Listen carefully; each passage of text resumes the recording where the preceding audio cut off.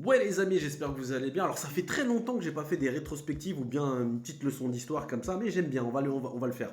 Alors à l'époque, Joe Biden, celui qui est sénile, celui qui est président des États-Unis, celui qui se massacre quand il descend des escaliers ou quand il les monte, celui qui dit n'importe quoi quand on lui tend un micro, celui qui aime bien les petits, bon bref, vous savez, avait dit en 1991 qu'il sous-entendait qu'il faudrait attaquer l'Algérie qui développerait l'arme nucléaire. Ah ouais, ça me fait penser à un certain pays qui est là-bas, qui aime bien ramener, enfin qui aime bien envoyer des missiles intercontinentaux balistiques dans une entité qu'on n'aime pas.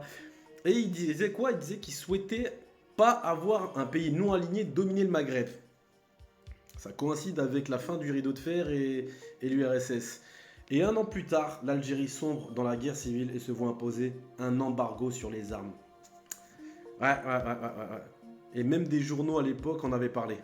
Et c'était le journal Le Monde qui en parlait, on voit bien la date, le 30 avril 1991. Selon le Sunday Times, Pékin aiderait Alger à se doter de l'arme nucléaire. L'Algérie est en train de se donner les moyens de fabriquer une bombe nucléaire avec l'aide de la Chine. C'est ce que confirme le Sunday Times du 28 avril dans un long article qui semble inspiré par les services secrets britanniques. Le Sunday Times croit savoir que le rapport établi par le MI6, principal service de renseignement du Royaume-Uni, sera présenté au Premier ministre dans les jours à venir.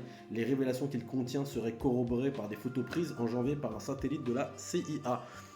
Je savais pas qu'on était dangereux à l'époque, en 91, mais je pense qu'ils voulaient nous faire payer 88. Et le fait qu'on a proclamé l'État de Palestine, c'est ça.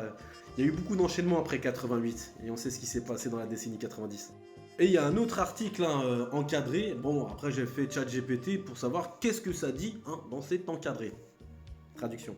Tiens, quelle surprise, toujours les mêmes, tiens. Alors il a déclaré que les Norvégiens étaient très préoccupés par le programme nucléaire algérien, mais a laissé entendre qu'il y avait peu de raisons réelles de s'inquiéter, bien que les Argentins aient été très impressionnés par les compétences des Algériens travaillant sur le NUR, je ne sais pas ce que c'est, et a indiqué qu'à ce stade, les Algériens étaient loin d'avoir l'expertise suffisante pour construire un réacteur à des fins militaires.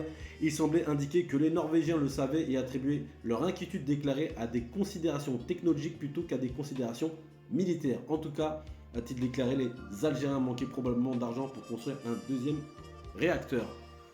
Ah, même déjà à l'époque. Biden est toujours là, les Norvégiens sont toujours à fond derrière nous.